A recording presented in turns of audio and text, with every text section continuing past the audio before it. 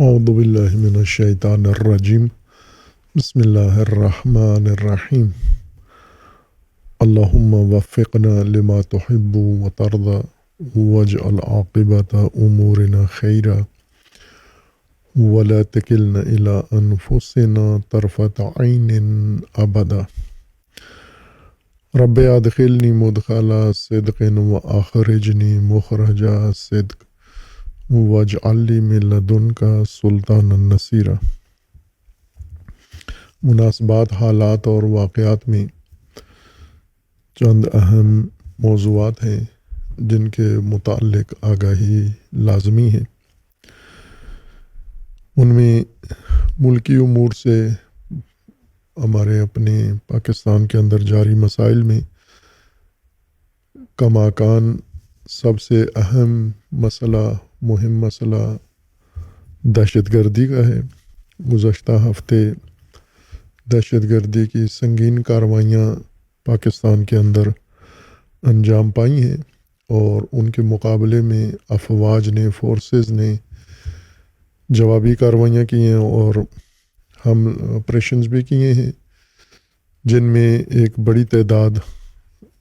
دہشت گردوں کی فتنہ خوارج سے تعلق رکھنے والے دہشت گرد ہلاک بھی ہوئے ہیں، لیکن زیادہ افسوسناک بات یہ ہے کہ ایک بڑی تعداد فوجی جوان بھی شہید ہوئے ہیں، اور یہ بات شروع سے تشویشناک ہے کہ دہشت گردوں کے حملوں میں یا آپریشنز کے اندر فوجی جوانوں کا جانی نقصان زیادہ ہو رہا ہے، اور معلوم نہیں یہ کن بنیادوں پر ہے اور کیا مسئلہ ہے، کیا مصلحت ہے اس میں۔ دہشت گردی کے خلاف کارروائیوں میں پاکستانی فورسز اب بہت ماہر ہیں، تجربہ ہے، اور خصوصاً یہ اعلان بھی کیا جاتا ہے کہ انٹیلیجنس بیسڈ کارروائیاں کی جاتی ہیں۔ تو جب پہلے سے معلومات ہوتی ہیں اور ایک جاسوسی یا خفیہ گزارشات کی بنا پر آپریشن کیا جاتا ہے تو اس میں اتنا جانی نقصان ہونا یہ قابل قبول نہیں ہے۔ اب معلوم نہیں فورسز کے اندر کیا صورتحال ہے۔ بعض اوقات چند سال پہلے کی جو صورتحال تھی، جب افغانستان میں ابھی امریکہ موجود تھا غالباً، اور پھر افغانستان سے پاکستان میں کارروائیاں ہوتی تھیں، اس وقت جو لوگ وہاں علاقے میں مقیم تھے ان کے بقول کہ ہمیں جوابی کارروائی کرنے کا آرڈر ہی نہیں ہوتا تھا، ہمیں یہ کہا جاتا تھا کہ آپ نے فقط اپنا دفاع کرنا ہے لیکن جوابی حملہ نہیں کرنا آپ نے، تو اس وجہ سے ہمارا جانی نقصان زیادہ ہوتا ہے۔ یہ ان لوگوں کے مطابق جنہوں نے وہاں کارروائیوں میں حصہ لیا ہے یا ڈیوٹیاں کی ہیں، لیکن آج تو وہ صورتحال نہیں ہے، بدل گئی ہے۔ آج تو جوابی کارروائی کا حکم ہوتا ہے، آپریشن کا مطلب ہی جوابی کارروائی ہے، اور اس کے اندر بھی نقصان دگنا ہوتا ہے۔ دہشت گرد جتنی تعداد میں مارے جاتے ہیں اتنی ہی تعداد میں یا کم و بیش ہمارے جوان بھی فوج کے شہید ہوتے ہیں، اور اس کے لیے ظاہر ہے سب سے پہلے تو فورسز کو تشویش ہونی چاہیے، اور ہے موجود ہے ان کے اندر، لیکن یہ آپریشن جاری رہیں دہشت گردی کے خلاف، اور ایسی مہارتیں یا ایسے آلات افزار استعمال کیے جائیں چونکہ ریاست کے پاس وسائل دہشت گردوں سے کہیں زیادہ ہیں، اور ان کے پاس جیسا پہلے ہوتا تھا کہ ڈرون حملوں میں دہشت گردوں کے خلاف کارروائیاں زیادہ مؤثر رہی ہیں، اور یہاں پر ڈرون کی جگہ پر ہمارے سپاہی آگے فرنٹ لائن پر بھیج دیتے ہیں، اور ایسے لگتا ہے کہ دہشت گرد مورچوں میں ہوتے ہیں اور ہمارے سپاہی کھلے میدان میں یا پہاڑوں میں، اور اس وجہ سے یہ نقصان زیادہ ہوتا ہے۔ تو اگر یہ فضائی جو آلات اس وقت بن گئے ہیں، خصوصاً حملہ ور ڈرون ہیں،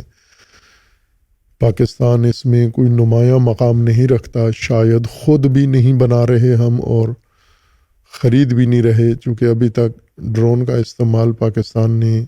دہشت گردوں کے مقابلے میں نہیں کیا ہے، جبکہ پہلے جب امریکہ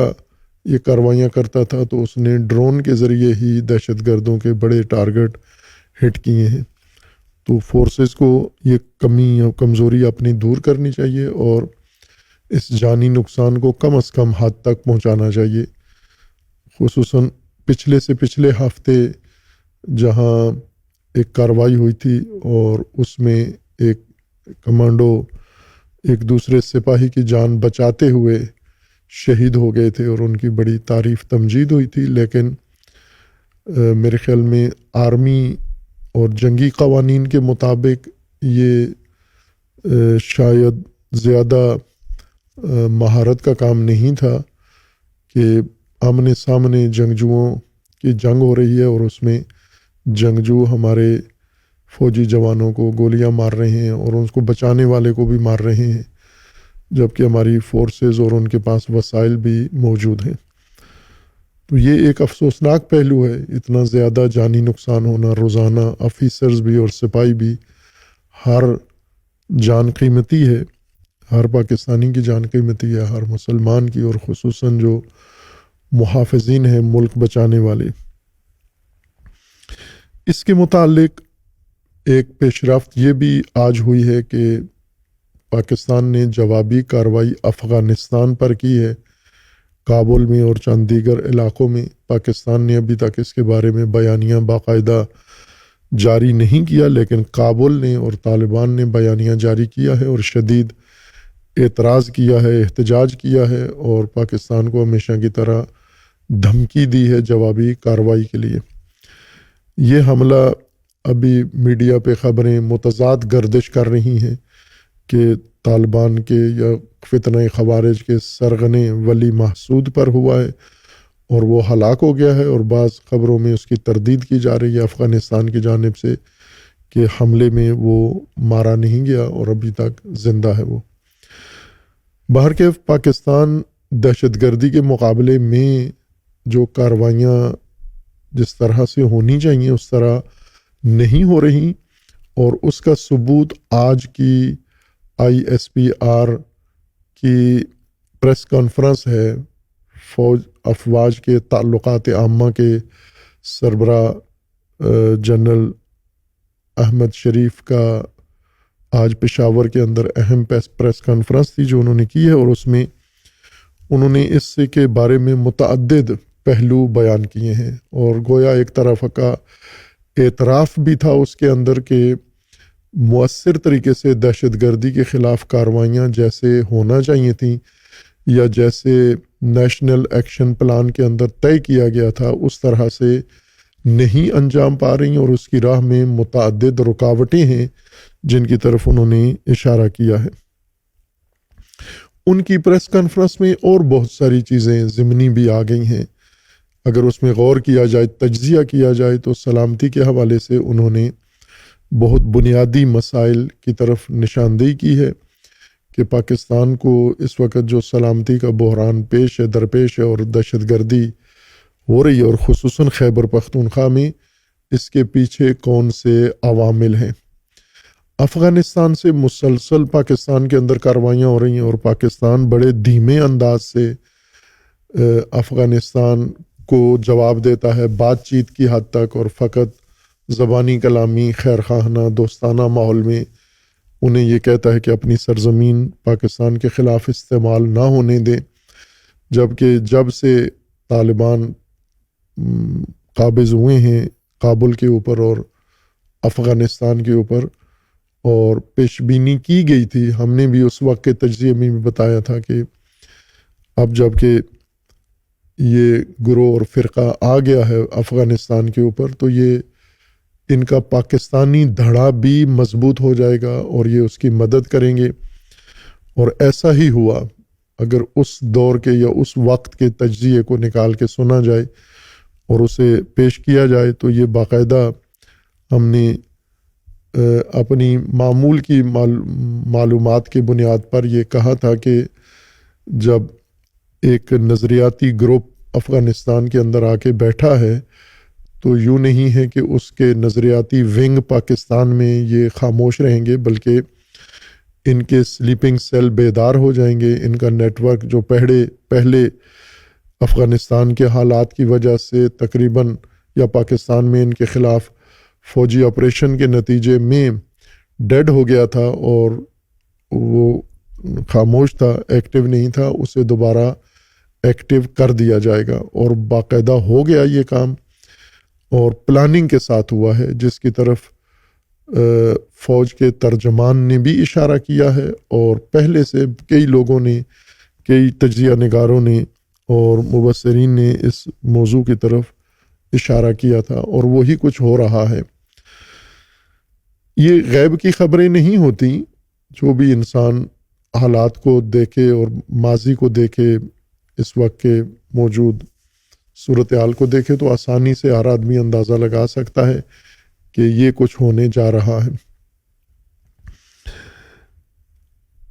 اپنی پریس کانفرنس میں آئی ایس پی آر نے وہی بات تکرار کی ہے جو پہلے پاکستان کے فوج کے سربراہ فیلڈ مارشل نے، پہلے فیلڈ مارشل بننے سے پہلے انہوں نے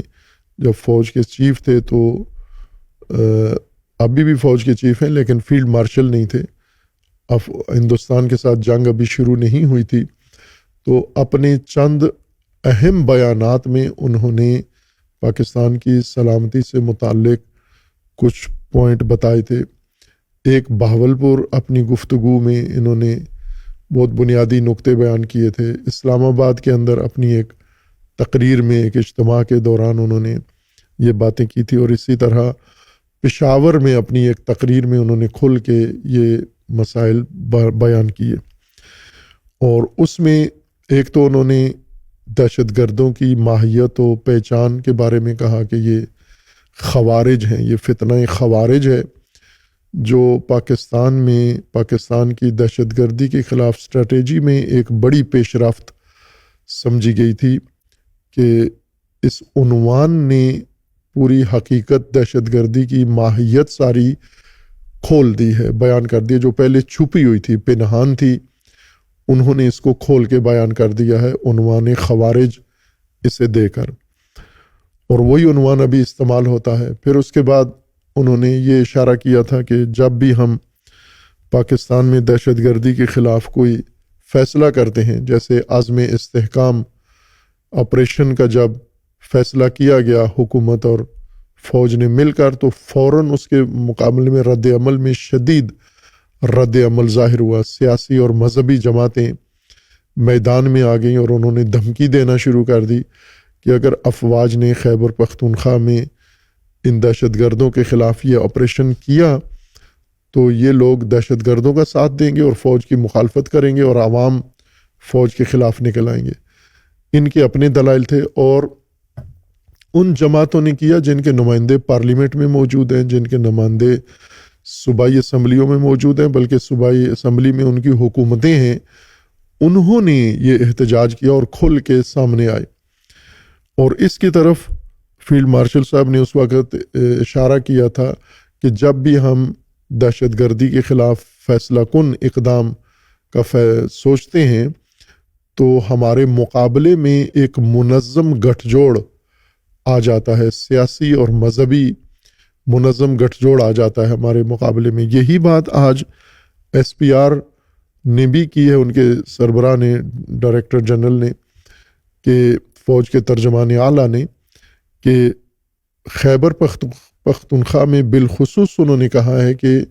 ایک گٹھ جوڑ ہے سیاسی اور مجرمین کا،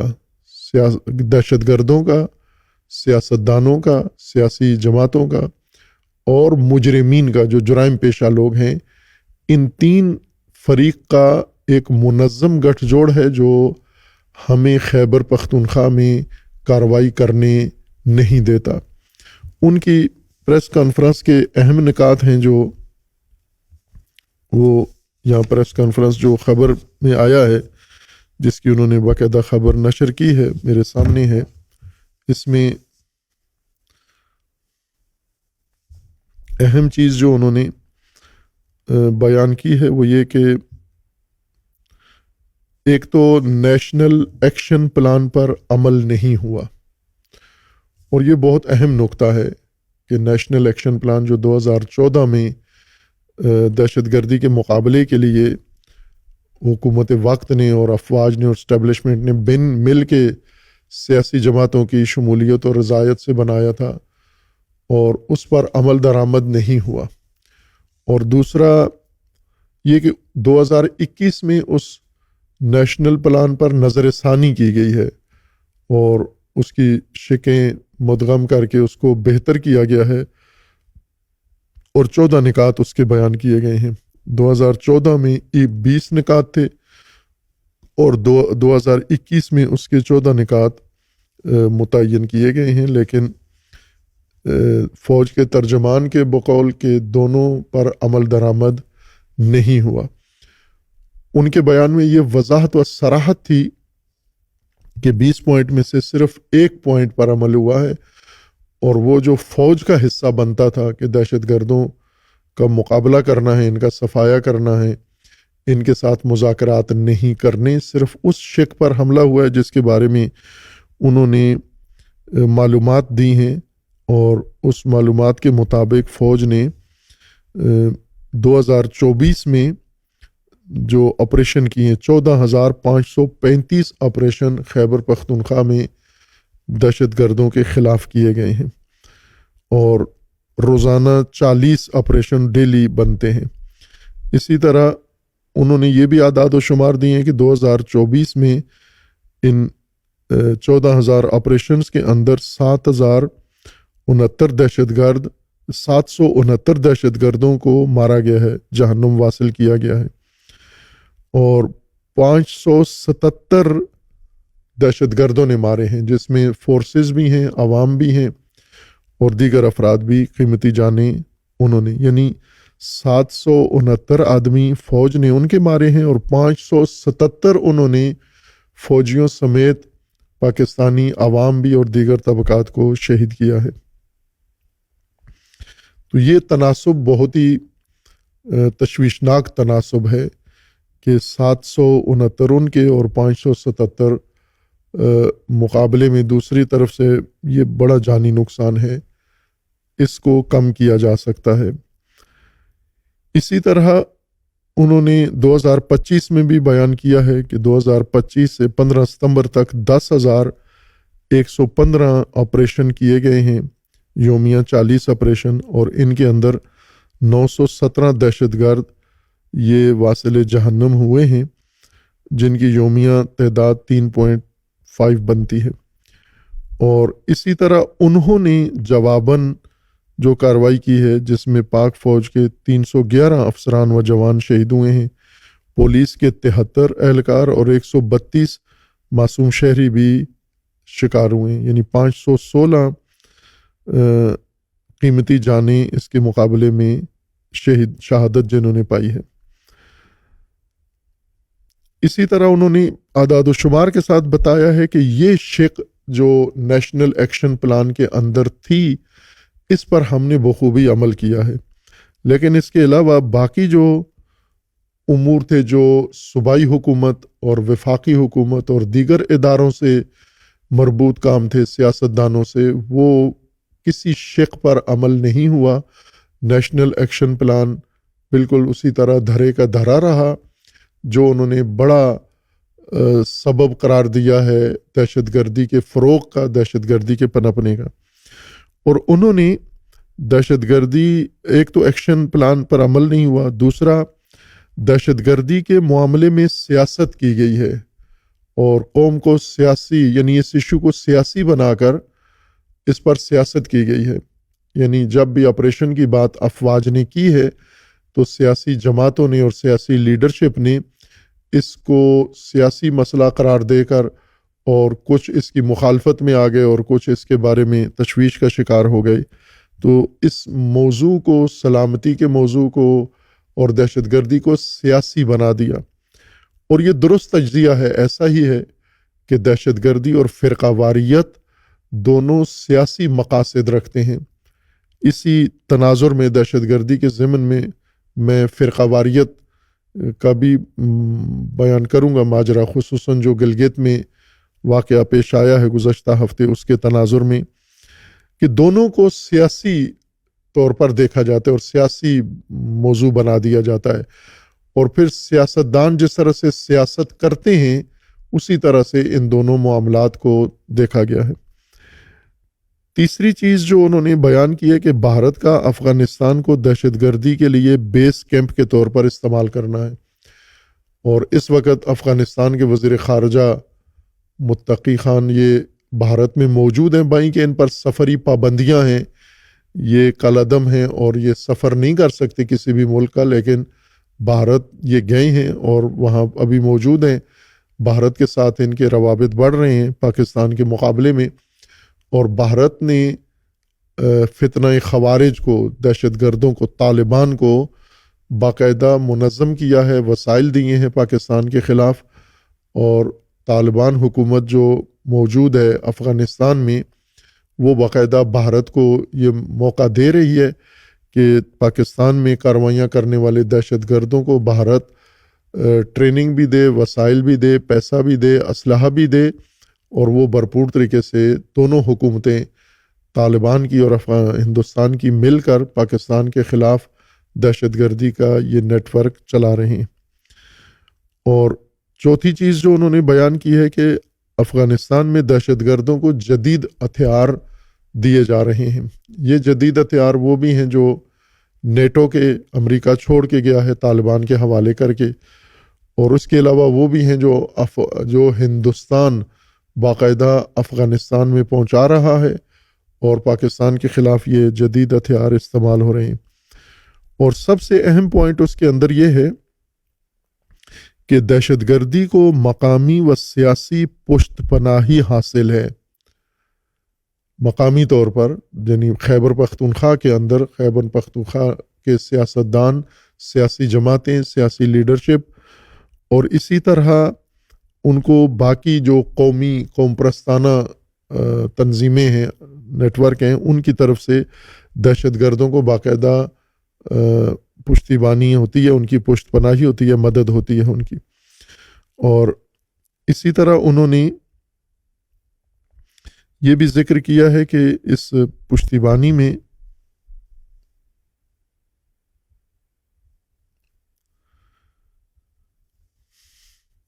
جرائم پیشہ عناصر بھی موجود ہیں، یعنی ایک بہت مستحکم گٹھ جوڑ خیبر پختونخوا کے اندر وجود میں آیا ہے افواج کے خلاف اور حکومت کے وفاقی حکومت کے خلاف جو دہشت گردی سے مقابلہ کرنا چاہتے ہیں، اور دہشت گردی کے مقابلے کو روکنے کے لیے مقامی طور پر جو رکاوٹیں کھڑی کرتا ہے وہ یہ سیاسی، قوم پرستانہ اور مجرمین کا آپس میں گٹھ جوڑ ہے۔ یہ وہی بات ہے جو پہلے فیلڈ مارشل نے بیان کی تھی، اور اب فوج کے ترجمان اعلیٰ اس کو بیان کر رہے ہیں۔ اور اسی طرح انہوں نے مزید معلومات بھی دی ہیں اس کے بارے میں، اور ایک اہم مسئلہ انہوں نے یہ بیان کیا ہے کہ دہشت گردی کی دفاع میں، دہشت گردی کی حفاظت کے لیے، دہشت گردوں کو سپورٹ کرنے کے لیے خیبر پختونخوا میں جو حکومت ہے اور عرصے سے ہے، یہ تقریباً تیسرا ٹینیور ہے اس حکومت کا، 15 سال لگ بھگ ہو جائیں گے اگر یہ ٹینیور مکمل کر لیتے ہیں۔ اس دوران انہوں نے دہشت گردوں کے لیے بہترین ماحول بنایا ہے، ان کو ہر طرح کی سہولتیں دی ہیں، اور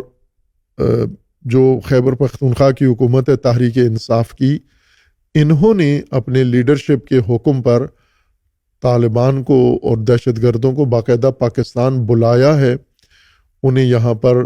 جگہیں دی ہیں، باقاعدہ افواج کے اس وقت کے کمانڈر ISI کے وہ شامل تھے حکومت کے ساتھ، وہ گئے افغانستان، مذہبی جرگے بھیجے، علماء بھیجے، جنہوں نے ان دہشت گردوں کو راضی کیا۔ وہ نہیں آنا چاہ رہے تھے پاکستان، لیکن انہوں نے ان کو وعدے وعید دیے کہ آپ آئیں، آپ کی پوری مدد کی جائے گی، اور اس کے مطابق انہوں نے خود اعتراف کیا کہ 5,000 ہم لا چکے ہیں، لیکن 50,000 ہمیں لانے تھے، لیکن بیچ میں ان کی حکومت ختم ہو گئی، اور اس وجہ سے یہ منصوبہ ان کا ناکام ہوا، جس پر آج تک وہ افواج کو اور نئی حکومت کو کوستے ہیں کہ انہوں نے یہ ہمارا منصوبہ ناکام کیا ہے۔ یہ ایک موضوع انہوں نے بیان کیا۔ دوسرا یہ کہ دہشت گردی کے مقابلے کے لیے جب بھی افواج کوئی حکمت عملی تیار کرتے ہیں تو ان کے مقابلے میں سیاسی بیانیہ وجود میں آ جاتا ہے، مذاکرات کی بات ہوتی ہے، اور اس میں انہوں نے ابھی تک رخنہ اندازی کی ہے۔ دہشت گردی کے خلاف مؤثر کارروائی کرنے کے لیے خیبر پختونخوا حکومت نے نہ صرف یہ کہ تعاون نہیں کیا بلکہ روڑے اٹکائے ہیں، مشکلات پیدا کی ہیں، بلکہ دہشت گردی میں مارے جانے والے دہشت گردوں کے خاندانوں کو حکومتی خزانے سے بھرپور پیسہ دیا گیا ہے۔ یہ بھی انہوں نے اپنی پریس کانفرنس میں کہا، جو پہلے بھی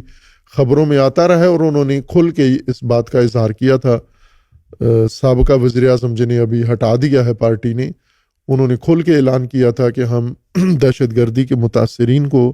مدد دیں گے، حکومتی سطح پر انہوں نے دی ہے۔ دہشت گردی کی حفاظت کے لیے انہوں نے بیانیہ بنایا ہے، اور چونکہ ان دہشت گردوں کے آڑ میں سمگلنگ ہوتی ہے، جرائم ہوتے ہیں، اور بہت سارے مفادات دہشت گردی کی آڑ میں سیاستدان اور سیاسی جماعتیں اور مختلف طبقات جو اس میں ملوث ہیں وہ سارے دہشت گردی سے فائدہ اٹھاتے ہیں۔ انہوں نے ایک بڑی حیران کن یہ معلومات بھی دی ہیں کہ C T D Khyber Pakhtunkhwa میں کل 3200 اہلکار ہیں، پولیس کے بندے ہیں جو سی ٹی ڈی کا مکمل نیٹ ورک چلا رہے ہیں پورے صوبے کے لیے۔ اتنے اضلاع ہیں، ایک ضلع سنبھالنے کے لیے یہ تعداد شاید مناسب ہوگی 3200 پولیس، لیکن پورے صوبے کے لیے 3200 سی ٹی ڈی کے اہلکار ہیں جن کا کام دہشت گردی کا مقابلہ کرنا ہے، اور ان کے پاس نہ ہتھیار ہیں، نہ ان کے پاس کوئی دفاعی ساز و سامان ہے۔ اور یہ پہلے بھی خبروں میں بھی آیا ہے، ہم نے بھی اس کی طرف اشارہ کیا کہ پولیس کو انہوں نے شدید مروایا ہے، اسی گٹھ جوڑ نے جس کی طرف فوج کے ترجمان اشارہ کر رہے ہیں، پولیس کو ذبح کروایا ہے ان کے ہیڈ کوارٹر پر، اور انہیں سہولتیں دی گئی ہیں، اور جگہ جگہ انہوں نے پولیس کو تقریباً راستے سے ہٹا دیا ہے۔ خصوصاً لکی مروت میں، لنڈی کوتل میں، ڈیرہ اسماعیل خان کے ارد گرد، اور جو وزیرستان سے سرحد ملتی ہے اس علاقے کی، ایسے ہی پشاور تک انہوں نے موقع دیا، اور پشاور میں ہیڈ کوارٹر تک حملہ کیا انہوں نے۔ 3200 کل اہلکار ہیں سی ٹی ڈی کے پورے صوبہ کے لیے، اور ظاہر ہے کہ اتنی کمزور پولیس دہشت گردی کے مقابلے کی یہ حکومت کے اختیار میں ہے۔ سی ٹی ڈی حکومت کا ادارہ ہے، فوج ایک الگ مستقل ادارہ ہے، سی ٹی ڈی فوج کے اندر نہیں آتی۔ اسی طرح مدارس کے لیے انہوں نے اشارہ کیا ہے کہ صوبے میں نیشنل ایکشن پلان کے اندر یہ طے تھا کہ مدارس کی رجسٹریشن ہوگی، اس کو بھی سیاسی مسئلہ بنا دیا گیا، اور ابھی تک مدارس کا اندراج نہیں ہو سکا۔ کل مدارس بہت زیادہ ہیں، لیکن ان میں سے 55% مدارس کا اندراج ہوا ہے، اور اس کے علاوہ جو مدارس ہیں ان کا کوئی اندراج کہیں بھی نہیں ہوا ہے، یعنی 45% مدارس کا اندراج ہی نہیں ہوا ہے۔ اور خیبر پختونخوا کے مدارس بنائی ہی اسی مقصد کے لیے گئے تھے ضیاء الحق کے دور میں، اور اس کے بعد تدریجاً دھڑ دھڑ بنتے رہے عربی پیسے سے، جن کے اندر یہی خوارج تیار کرنے تھے۔ اس لیے اور پاکستان بھر میں مدارس اگر منظم ہو یا نہ ہو، خیبر پختونخوا کے مدارس کو حتماً ضروری تھا، لیکن یہ کام سیاستدانوں نے، مذہبی جماعتوں نے، سیاسی لوگوں نے ہونے نہیں دیا۔ یہ بھی ان کا شکوہ تھا۔ اور اسی طرح نیشنل ایکشن پلان کے ضمن میں انہوں نے کہا کہ پنجاب اور سندھ میں دہشت گردی نہیں ہوتی، بلوچستان اور خیبر پختونخوا میں دہشت گردی ہے، اور فوج کے ترجمان نے اس کا کریڈٹ پنجاب اور سندھ کی حکومتوں کو دیا ہے کہ یہاں پر گورننس ٹھیک ہے، اس لیے پولیس اپنا کام کر رہی ہے، محکمے اپنا کام کر رہے ہیں، اور وہ دہشت گردوں کو سر اٹھانے نہیں دیتے۔ یہاں پر ظاہر ہے کہ بات ایسے نہیں ہے جیسا انہوں نے تبصرہ کیا ہے۔ حقیقت یہ ہے کہ پنجاب سے دہشت گردی کو جتنی سپورٹ ہے مدد ہے اتنی کہیں اور بھی نہیں، اتنی کہیں اور نہیں ہے. خصوصاً فتنہ خوارج کو یعنی مذہبی دہشت گردوں کو پنجاب سے زیادہ سہولت ان کو مل رہی ہے. لیکن عملی طور پر پنجاب کے اندر نیٹ ورک فعال نہیں ہے، لیکن سلیپنگ سیل ہیں اور یہ اپنی ساری مدد یہ ان کو پہنچاتے ہیں، سارا تعاون ان کو پہنچاتے ہیں. اور یہ بات پنجاب کے مدارس میں دہشت گردی کی کتنی حمایت پائی جاتی ہے یہ بات سب کو پتہ ہے، میڈیا کو پتہ ہے، افواج کو پتہ ہے اور اداروں کو سب کو پتہ ہے. لیکن یہ کہنا کہ پنجاب اور سندھ میں دہشت گردی نہیں ہے یا دہشت گرد نیٹ ورک نہیں ہے یہ درست بات نہیں ہے، بلکہ باقاعدہ قوی تر موجود ہے. ہمارا خیال یہ ہے کہ پنجاب میں زیادہ مضبوط ہے دہشت گردی کا نیٹ ورک،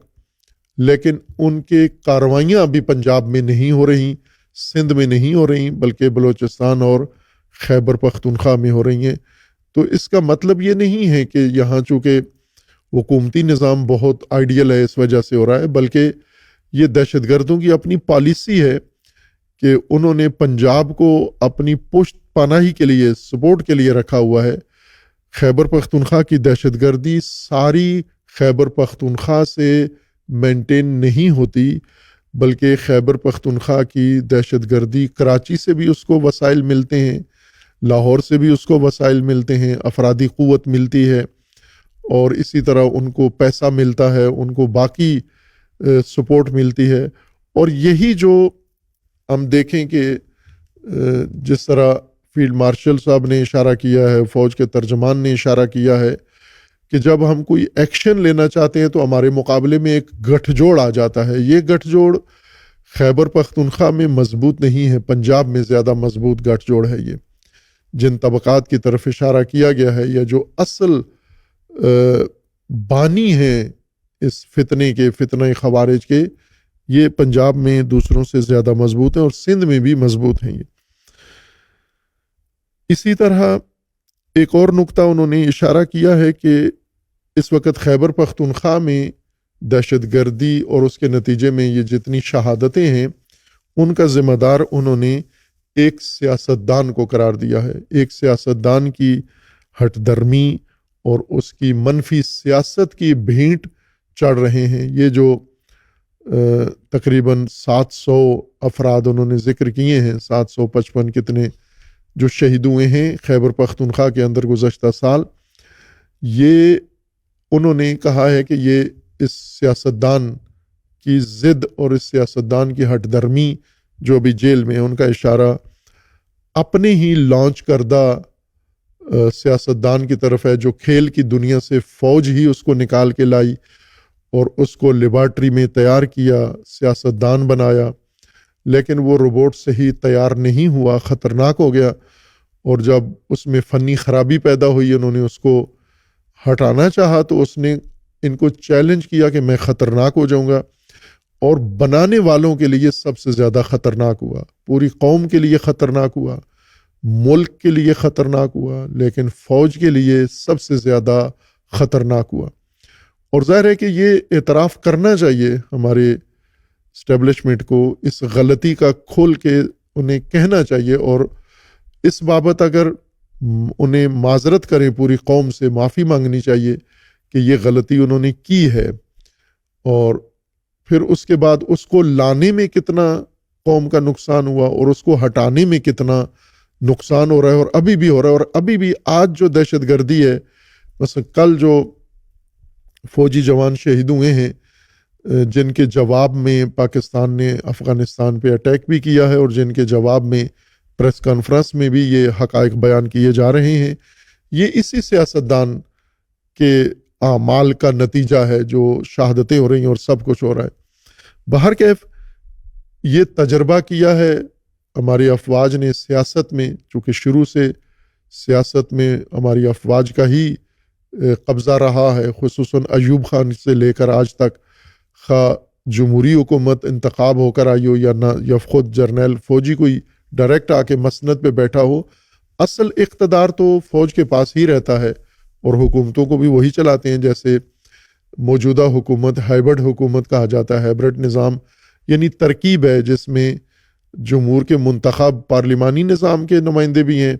اور جس میں فوجی نمائندے مل کے نظام چلا رہے ہیں اور کامیاب چلا رہے ہیں، اچھا چلا رہے ہیں، ملک کو دیوالیہ پن سے نکالا ہے، قرضوں سے جو ڈوب چکا تھا پاکستان اس کو سہارا دیا ہے، اور سیاسی طور پر اس سفارتی لحاظ سے پاکستان تنہا ہو چکا تھا اور دوبارہ پاکستان کی ایک ساکھ بنائی ہے، اور خصوصیت کے ساتھ جو سعودی عرب کے ساتھ دفاعی معاہدہ کیا ہے، یہ اسی ترکیبی نظام کا نتیجہ ہے۔ یہ کریڈٹ سارے ان کو دیتے ہیں، یا عالمی اداروں کے ساتھ تعلقات بہتر کیے ہیں،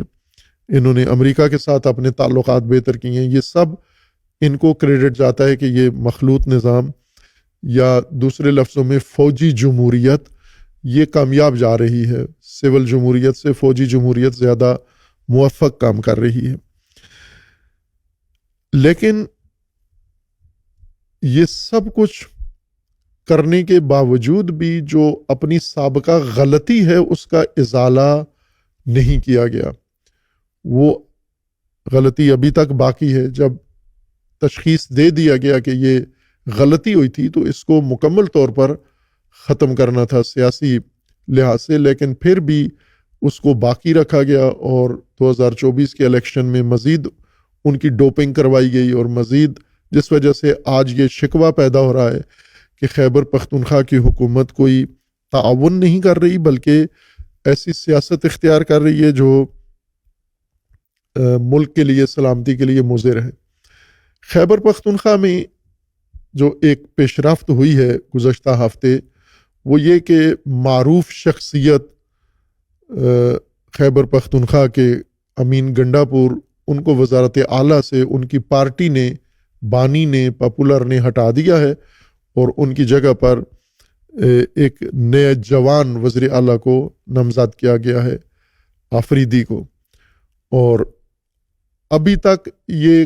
آئینی بحران بنا ہوا ہے، یعنی نئے وزیر اعلیٰ نے شاید ابھی حلف نہیں اٹھایا، چارج نہیں لیا، چونکہ سابقہ وزیر اعلیٰ کا استعفیٰ ابھی گورنر نے منظور نہیں کیا، اور اس میں قانونی پیچیدگیاں بتائی جا رہی ہیں، اور یہ معاملہ ممکن ہے لٹک جائے، یعنی پرانا بھی ہٹ گیا اور نیا بھی نہ آئے، اور عملاً حکومت گورنر کے ہاتھ میں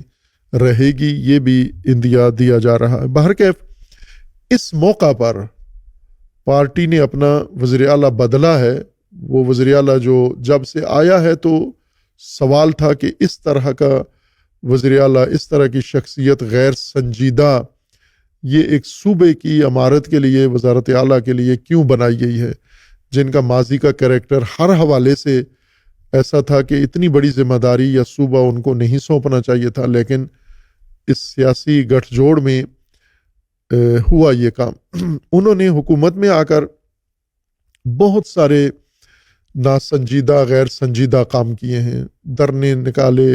اور حکومتی ساری مشینری اپنی پارٹی کے لیے استعمال کی، اپنے لیڈر کی آزادی کے لیے استعمال کی۔ اور ابھی ISPR نے بھی کہا ہے کہ جب آپ صوبے میں کوئی کام نہیں کریں گے، ترقیاتی کام نہیں کریں گے، امن نہیں قائم کریں گے، اور سب سے بڑی مثال اس حکومت کی اور سابقہ وزیر اعلیٰ کی پارا چنار کے مسئلے میں ناکامی ہے، جس میں انہوں نے نہ دلچسپی لی ہے،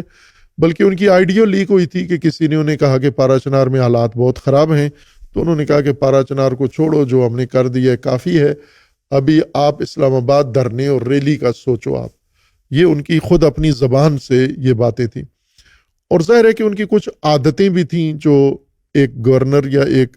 ذمہ دار افراد کی نہیں ہونی چاہیے، وہ سب بھی ان کے اندر تھا، ماضی بھی ان کا تھا، لیکن یہ فیصلہ انہوں نے کیا، اور جن لوگوں نے کروایا یا جنہوں نے ان کو وزیر اعلیٰ بنوایا، یہ خود اس میں شامل ہیں۔ اس جرم کے اندر ایک شخص نہیں ہوتا، بہت سارے لوگ اس کے اندر شامل ہوتے ہیں۔ ایک شخص اپنی مرضی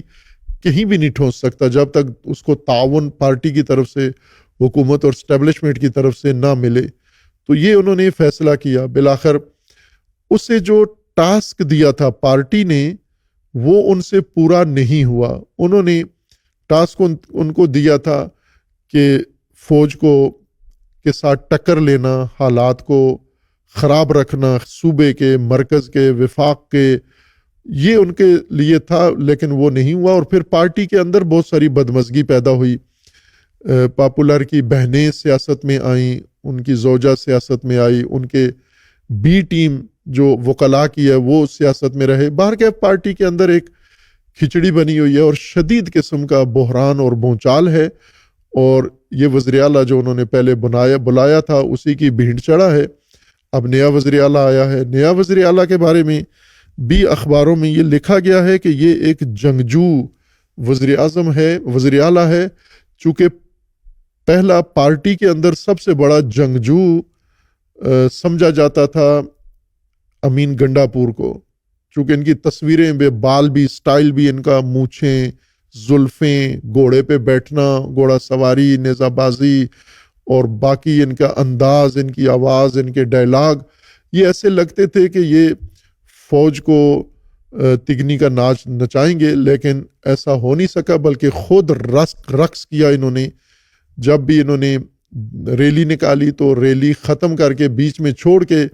یہ فوج کے دفتر میں جا بیٹھتے تھے، اور وہاں چائے وائے پی کے خفیہ راستے سے ہیلی کاپٹر سے، فوج کے ہیلی کاپٹر پہ واپس اپنی پائیگاہ میں جاتے تھے۔ بہرکیف نے جو بھی انہوں نے توقع تھی وہ ان کی پوری نہیں ہوئی، اس وجہ سے انہوں نے اس کو معزول کر کے، برخاست کر کے، اور نیا وزیر اعظم رکھا ہے۔ خوب ظاہر ہے کہ یہ خیبر پختونخوا کے اندر پالیسی ہے پارٹی کی کہ خیبر پختونخوا تنہا طاقت کی جگہ ہے ان کے پاس، اور وہ صوبے کے لیے، صوبائی مسائل کے لیے، دہشت گردی کے لیے وہ کام انہوں نے کوئی کام نہیں کرنا۔ انہوں نے تمام صوبے کی توانائی لیڈر آزاد کرانے کے لیے خرچ کرنی ہے، جو ابھی تک انہوں نے کیا ہے۔ اس وجہ سے یہ صوبہ بقول فوج کے ترجمان کے دہشت گردوں کے حوالے کر دیا گیا ہے انتظامی طور پر، چونکہ ان کی حکومت نے انتظامی معاملات کوئی سنبھالے ہی نہیں، سمیٹے ہی نہیں، اور صوبہ دہشت گردوں کے حوالے۔ اور یہ بات عملاً درست ہے کہ خیبر پختونخوا کے حساس علاقے سارے یہ دہشت گردوں کے سپرد ہیں۔ وہاں جانا نہ فوج کے لیے آسان ہے، نہ حکومت کے لیے، نہ عام آدمی کے لیے۔ وہی آ جا سکتا ہے جس کو دہشت گردوں نے، طالبان نے اجازت دے رکھی ہے۔ ڈیرہ اسماعیل خان کے ارد گرد نہیں جا سکتا کوئی بھی۔ پہلے ایک فوجی کرنل گیا، اس کو اٹھا کے لے گئے، کوئی اور گیا، جج گیا، اس کو اٹھا کے لے گئے، اور اس طرح یہ سارے راستے اور علاقہ ان کے قبضے میں ہیں۔ اور ابھی جو تبدیلی آئی ہے فوج کے خیبر پختونخوا میں، اس تبدیلی کو اسی تناظر میں دیکھا جا رہا ہے کہ یہ فوج کے مقابلے کے لیے ہے، اور اس شخص نے، نئے وزیر اعلیٰ نے آ کر آپریشن رکوانے ہیں اور دہشت گردوں کی مدد کرنی ہے، سپورٹ کرنا ہے۔ وفاقی حکومت بھی یہی بیانیہ جاری کر رہی ہے، اور فوج کے ترجمان بھی یہی بات کر رہے ہیں۔ اب ظاہر ہے وہ آئیں گے، اقتدار سنبھالیں گے، جب سنبھال لیا تو پھر دیکھیں گے، عوام کو بھی پتہ چلے گا، ہمیں بھی پتہ چل جائے گا کہ آیا وہ واقعاً یہ مشن لے کر آئے ہیں یا کوئی اور ہدف لے کر آئے ہیں، یا اپنے پارٹی لیڈر کو آزاد کرانے کے لیے ساری توانائیاں صرف کریں گے، یا پارٹی کے اندر کوئی اور چھانٹی ہونی ہے اور نئی تشکیل ہونی ہے، پاپولر کی ہمشیرگان کے ایما پر پارٹی کے اندر رد و بدل ہونی ہے۔ بہرکیف ایک بازیچہ ہے، صوبہ بھی، عوام بھی سیاستدانوں کے ہاتھوں میں، اور جس کے نتیجے میں اس وقت دہشت گردی کو فروغ مل رہا ہے۔ یعنی تمام فوج کے ترجمان نے تمام ذمہ داری اس پارٹی اور اس کے لیڈر پر ڈال دی ہے کہ تمام خیبر پختونخوا میں ہونے والی دہشت گردی کے یہ ذمہ دار ہیں۔ انہوں نے افغانستان کے ساتھ کوئی فیصلہ کن اقدام ہمیں نہیں کرنے دیا، دہشت گردوں کے خلاف کوئی فیصلہ کن کام نہیں کرنے دیا، ہمیشہ رکاوٹ بنے ہیں، اور میڈیا رپورٹس بھی اس بات کی تائید کرتی ہیں۔ ایسا ہی ہے، ان کے بیانیے ہی اگر سیاسی جماعت کے شامل کیے جائیں، لیکن ساتھ اگر دیکھا جائے تو خیبر پختونخوا میں ایک بڑی اور نمایاں شخصیت تحریک انصاف کے بعد وہ 2-3 پارٹیاں ہیں جن میں مولانا فضل الرحمان صاحب بھی نمایاں طور پر ہیں، اور یہ بھی آپریشن کے مخالف ہیں۔ بائیں کے ان پر دہشت گردی کے حملے ہوئے ہیں اور نقصان اٹھایا ہے، لیکن جب بھی فوج آپریشن کا نام لیتی ہے تو مولانا بھی تحریک انصاف کے ساتھ کھڑے ہوتے ہیں اور آپریشن کی مخالفت کرتے ہیں اور اسے نقصان دہ قرار دیتے ہیں۔ تو ظاہر ہے ان کی بھی ایک طاقت ہے بڑی، مدارس کے اندر اور دوسرے مذہبی طبقات کے اندر. اس وجہ سے یہ مسئلہ دہشت گردی کا فوج کے ترجمان نے بتایا ہے کہ حکومت کی غیر سنجیدہ پالیسی کی وجہ سے یہ سب کچھ ہوا ہے. چونکہ فوج نے جو سوچا ہے حکومت نے اس پر عمل درآمد کرنے نہیں دیا. یہ تو دہشت گردی کے بارے میں ایک مستند بات میں نے کی ہے کہ فوج کے ترجمان اعلیٰ نے یہ بتایا ہے اس وقت کہ خیبر پختونخوا میں دہشت گردی حکومتی پشت پناہی سے ہو رہی ہے، حکومتی مدد سے ہو رہی ہے، حکومت کی سہولت کاری سے ہو رہی ہے، سیاستدانوں کے مفادات کی بنیاد پر ہو رہی ہے، اور یہ سب انہوں نے ان کو ذمہ دار قرار دیا ہے. اور اگر ہم یہ نہ کہیں کہ 100% درست ہے، لیکن اکثر اس الزام کا حصہ درست ہے، اور وہ درستگی جو ہم دعویٰ کر رہے ہیں وہ خفیہ اطلاعات کی وجہ سے نہیں ہے یا سیاسی مخالفت کی وجہ سے نہیں ہے، بلکہ میڈیا رپورٹس کی وجہ سے ہے کہ ہم گزشتہ 2 سالوں میں یا گزشتہ چند سالوں میں ان تمام طبقات کا اگر جائزہ لیں تو وہ باقاعدہ طور پر دہشت گردی کے سہولت کار بالواسطہ یا بلا واسطہ سمجھے جاتے ہیں. اسی سے مربوط دوسرا موضوع ہے فرقہ واریت، کہ پاکستان کے اندر دہشت گردی کے سے پہلے فرقہ واریت تھی. دہشت گردی کی بنیاد میں فرقہ واریت موجود ہے، اور فرقہ واریت کی وجہ سے دہشت گردی کو بڑی سہولت ہے، اور گویا فرقہ واریت دہشت گردی کو دودھ پلاتی ہے. یہ جو تقویت ہوئی ہے دہشت گردی کی، یہ فرقہ واریت کی وجہ سے ہوئی ہے. دہشت گردی اور فرقہ واریت میں فرق ہے. دہشت گردی آج پاکستان کی اصطلاح میں ان مسلحانہ کارروائیوں کو کہا جاتا ہے جو ریاست کے خلاف، حکومت کے خلاف کی جاتی ہیں. لیکن جو مذہبی بنیاد پر کارروائیاں کی جاتی ہیں وہ فرقہ واریت کی زمرے میں آتی ہیں. دہشت گردی اور فرقہ واریت میں اور بھی فرق ہے، تعلق ہے، ان کا بہت گہرا تعلق ہے. لیکن فرقہ واریت میں ممکن ہے فرقہ واریت ہو لیکن دہشت گردی نہ ہو، اور دہشت گردی میں ممکن ہے دہشت گردی اور فرقہ واریت نہ ہو. جیسے ہم کہہ سکتے ہیں کہ بلوچ قوم پرست یا علاقہ پرست جو لوگ ہیں جو بغاوت کر رہے ہیں،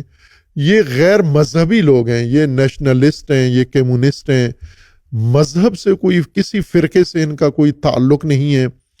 کسی دین سے، اسلام سے ان کا کوئی تعلق نہیں ہے، اور یہ اپنی قوم پرستی کی بنیاد پر ہیں. تو ظاہر ہے انہیں ہم نہیں کہہ سکتے کہ یہ فرقہ واریت میں ملوث لوگ ہیں، یہ دہشت گرد ہیں یا باغی ہیں. یہ اسی طرح فرقہ واریت میں ایسے لوگ ہیں، پاکستان بھرا ہوا ہے فرقہ واریت سے، فرقہ واریت کے فعالین سے، اس کے محرکین سے، متحرکین سے، جن کا مشغلہ، کاروبار اور پیشہ ہی فرقہ واریت ہے. اور یہ ہر فرقے کے اندر ہے، شیعہ میں بھی ہیں اور سنی میں بھی فرقہ واریت شدت کے ساتھ موجود ہے. اور اس کو باقاعدہ، جیسا آج ہمارے فوج کے ترجمان اعلیٰ نے باقاعدہ حوالوں کے ساتھ، اعداد و شمار کے ساتھ یہ بتایا ہے کہ صوبائی حکومت اور یہ سیاسی جماعت دہشت گردی کو فروغ دینے میں، دہشت گردی کو پاکستان میں لانے میں، دہشت گردی کی سہولت کاری میں ملوث ہے، اور حتیٰ دہشت گردی کو بچانے کے لیے، دہشت گردی کے خلاف آپریشن ناکام کرنے کے لیے باقاعدہ سینہ سپر ہے اور کھڑی ہوئی ہے یہ جماعت. اور اس طرح کے اور لوگ، یہی کام فرقہ واریت کے لیے بھی ہو رہا ہے. فرقہ واریت میں یہی کام ہوا کہ جب ضیاء الحق کی حکومت بنی، ضیاء الحق کی حکومت کے ہمراہ اس نے ادھر پاکستان میں حکومت پہ قبضہ کیا، جمہوری حکومت پہ، اور دوسری طرف افغانستان میں روس نے اپنی فیورائٹ حکومت کے حق میں مداخلت کی، فوجیں داخل کی، اور افغانستان میں ایک اندرونی جنگ شروع ہو گئی روس کے آنے سے. اور جتنے بھی روس کے آنے سے افغانی متاثر ہوئے، ان سب نے پاکستان کا رخ کیا، اور پاکستان میں لاکھوں افغانی آ کے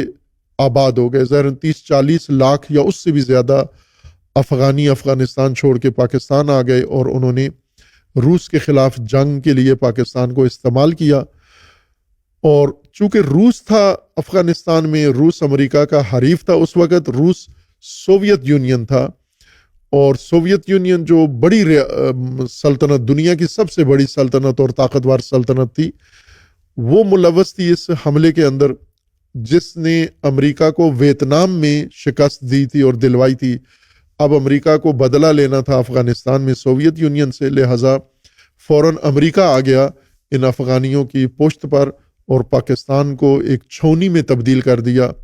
ضیاء الحق کے لیے بڑا خوبصورت موقع تھا، اس کو ایک تحفہ ملا گویا غیب سے کہ حکومت چونکہ ناجائز حکومت تھی، قبضہ تھا. ضیاء الحق کی حکومت کو نہ عالمی پذیرائی تھی، نہ ملک کے اندر کوئی اس سے پذیرائی تھی، چونکہ ایک مقبول لیڈر کو اس نے ہٹا کر قبضہ کیا تھا. شدید نفرت کا سامنا تھا ضیاء الحق کو اندرون ملک،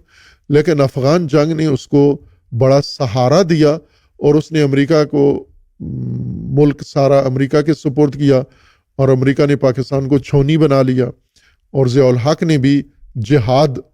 کا آغاز کر دیا، اعلان کر دیا امریکہ کے نفع میں اور روس کے خلاف، اور پورے ملک کو جہادی بنانا شروع کیا. یہ ایک طرف سے ضیاء الحق نے انجام دیا اور اس کی بڑی طاقتور ٹیم تھی، اور دوسری طرف سے ضیاء الحق نے ایک اور، یعنی جس طرح ضیاء الحق نے اقتدار پہ قبضہ کیا تو روس میں ایک جنگ شروع ہو گئی. دوسرا پڑوسی ہمارا افغانستان میں جنگ شروع ہو گئی. دوسرا پڑوسی ایران تھا اور ایران میں انقلاب آ گیا. انقلاب جب آیا تو پاکستان میں شیعہ نے ضیاء الحق کے نظام مصطفیٰ کی مخالفت شروع کر دی اور انہوں نے اپنی طاقت کا مظاہرہ کیا، جس سے ضیاء الحق کے ذہن میں یہ آیا کہ ایران کا انقلاب پاکستانی شیعوں کے پیچھے ہے، لہٰذا شیعہ کو سرکوب کرنے کے لیے جہاد اندرونی کا اس نے منصوبہ بنایا، اور پھر اس نے افغانستان میں لڑنے والوں کے لیے خیبر پختونخوا اور پنجاب کا ایک بڑا حصہ مختص کیا جنہوں نے افغانستان میں جہاد کرنا تھا، اور سپاہ صحابہ بنائی اس نے، انجمن سپاہ صحابہ، اندرونی جہاد کے لیے شیعوں کے لیے. دیوبند کے مسلک کو استعمال کیا، بعض مولویوں کو استعمال کیا اور انہیں یہ ٹاسک دیا. انہوں نے شیعہ تکفیر شروع کی، عرصے تک شیعہ کافر کہتے رہے، پھر اس کے بعد قتل و غارت شروع کی، اور پھر اس کے بعد پورا ملک فرقہ واریت کی لپیٹ میں آ گیا. دہشت گردی جسے آج ریاست نے دہشت گردی قرار دیا ہے، یہ جہاد تھا کسی زمانے میں جب ریاست نے شروع کروایا تھا. پھر حالات بدلتے گئے اور دہشت گرد جو ریاستی مجاہد تھے، یہ ریاست کے ڈکشنری میں دہشت گرد بن گئے اور فتنہ خوارج بن گئے. دوسری طرف سے فرقہ واریت کے جراثیم پہلے سے موجود تھے، یعنی شیعہ سنی اختلاف. ضیاء الحق کی حکومت سے پہلے سے شیعہ سنی آپس میں اختلاف تھا. یہ اختلاف کبھی کبھی بدمزگی کی حد تک پہنچ جاتا تھا. خطیب، ذاکر، مختلف مفتی اس پہ کبھی کبھی تیل چھڑکتے تھے، آگ لگانے کی کوشش کرتے تھے، لیکن ملک گیر فرقہ واریت کی آگ نہیں لگا پاتے تھے. کسی ایک آدھ علاقے میں، کسی گاؤں میں، کسی شہر میں حالات خراب ہوتے اور فوراً ہی کنٹرول ہو جاتے. لیکن ضیاء الحق نے یہ منصوبہ بنا کے اور اس طرح کی تنظیمیں بنا کے اور مولوی لا کے میدان میں ان کی تقویت کر کے انہیں باقاعدہ یہ جھنڈا فرقہ واریت کا دے دیا، جنہوں نے حق ادا کیا فرقہ واریت کا، اور پاکستان کے گھر گھر تک یہ فرقہ وارانہ آگ انہوں نے پہنچائی، جس سے ہر گھر متاثر ہوا، خواہ شیعہ ہو یا سنی ہو. بس فرقہ واریت پہلے سے تھی اور پھر ضیاء الحق نے اس کو منظم کیا ریاستی سرپرستی میں اور سہولت کاری سے. یعنی آج جو ترجمان صاحب نے بتایا ہے کہ ایک حکومت صوبائی دہشت گردی کی سپورٹر ہے، تو پہلے پوری ریاست ہی فرقہ واریت کی سپورٹر رہی ہے اور انہوں نے عرصے تک یہ کام کیا. پھر یہی دہشت گردی، یہی فرقہ واریت بڑھ کے مزید اس کے اندر تشدد آیا، مزید اس کے اندر مسلح تنظیمیں بنی جنہوں نے شیعہ کشی سے اکتا کے اتنے شیعہ مارے کہ جی بھر گیا ان کا، تو انہوں نے ریاست کا رخ کیا پھر. लश्कर जंगवी निकला सिपाही साहबा से, और उसकी और शाखें निकलती गईं, और करते करते उन्होंने रियासत का रुख कर लिया। जब रियासत के मुकाबले में और पेशावर स्कूल पर हमला किया तो रियासत ने इनको रोकने के लिए इकदाम किया। 2014 में नेशनल एक्शन प्लान बनाकर फिर इनको लगाम देने की कोशिश की। उस वक्त तक फ्री था इनके लिए, फिरका वारियत में भी कोई कदगन नहीं थी, कोई पकड़ धकड़ नहीं थी, कोई पाबंदी नहीं थी, और दहशतगर्दी भी फ्री थी। इनको पूरा पाकिस्तान आज़ाद तौर पर इन दोनों के हवाले किया गया था। लेकिन 2014 से फिर रियासत का मूड बदला, पॉलिसी बदली, और उसको उन्होंने नेशनल एक्शन प्लान बनाकर रोकने की कोशिश की। परवेज मुशर्रफ ने कोशिश की इसको रोकने के लिए, लेकिन उसके दौर में ज्यादा शिद्दत आई, फिरकावारियत में भी और दहशतगर्दी में भी। खुदकुश हमले ये मुशर्रफ के दौर में शुरू हुए। इससे पहले फायरिंग होती थी, बम धमाके होते थे मजलिसों में, जुलूसों में, जुम्मे में, मजालिस के अंदर, मुहर्रम में। लेकिन ज़ियाउल हक के दौर में बाकायदा तौर पर खुदकुश हमले शुरू हुए, और सबसे पहला हमला खुदकुश ज़ाहिरन कोयटा में हुआ था जुम्मा के अंदर, और वहां से फिर एक मुसलसल सिलसिला शुरू हो गया। खूब ये सहूलतकारी रही है जो आज तक जारी है। आज सूबाई हुकूमत कर रही है दहशतगर्दी की सहूलतकारी, पहले वसी सतह पर होती थी। और दहशतगर्दी के बारे में जैसे बताया गया है कि सूबाई हुकूमत के दिल में नरमी थी, दोस्ती थी, हमदर्दी थी, और वो अफगानिस्तान में दर बेदर घूमने वाले दहशतगर्दों को बुलाकर पाकिस्तान में सेटल करने के नीयत में थे, और उन्होंने बुला भी लिए थे। यही काम फिरकावारियत के लिए भी किया गया, और उनके लिए अभी तक हमदर्दी और नरमी पाई जाती है। ये मुसल्लम है कि आज रियासत के अंदर दहशतगर्दी के लिए कोई नरमी नहीं है। रियासती इदारों के अंदर, फौज के अंदर, स्टैब्लिशमेंट के अंदर नरमी नहीं है। चंद साल पहले तक थी, 3-4 साल पहले तक, लेकिन अब नहीं है। और अब बाकायदा शिद्दत है और इसको ख़त्म करने का इरादा है, लेकिन रुकावटें हैं आगे। लेकिन ये जो दहशतगर्दी के लिए रियासत का एहसास पैदा हुआ है या उन्होंने इरादा किया है, ये फ़िरकावारियत के बारे में नहीं है। फ़िरकावारियत के बारे में बाकायदा हमदर्दी, नरमी और उनके साथ एक तरह की रिलीफ उनको हासिल है फ़िरकावारियत वालों को। चूँकि जो मुल्क में फ़िरकावारियत फैला रहे हैं हर स्टेज से, हर खुसूसन सोशल मीडिया पे फ़िरकावारियत फैलाते हैं, तकफीरी हैं, मुसलमानों की तकफीर करते हैं, मुसलमानों के मुक़द्दसात की तौहीन करते हैं, और एक दूसरे के फ़िरकों पर हमले करते हैं, उबारते हैं, नफ़रत फैलाते हैं। आज तक किसी को फ़िरकावारियत के जुर्म में पकड़ के सज़ा नहीं दी गई।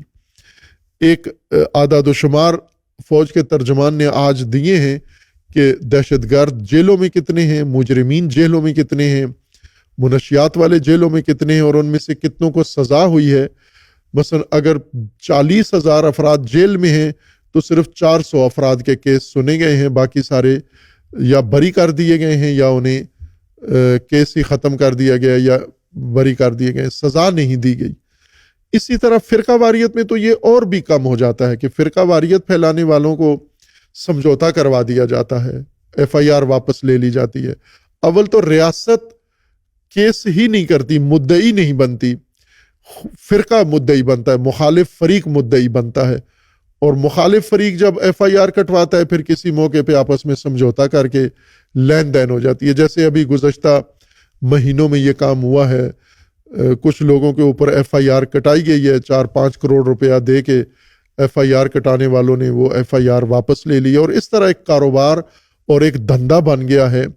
तौहीन मजहब और फ़िरकावारियत एक कारोबार में ये शायद तब्दील हो गई है।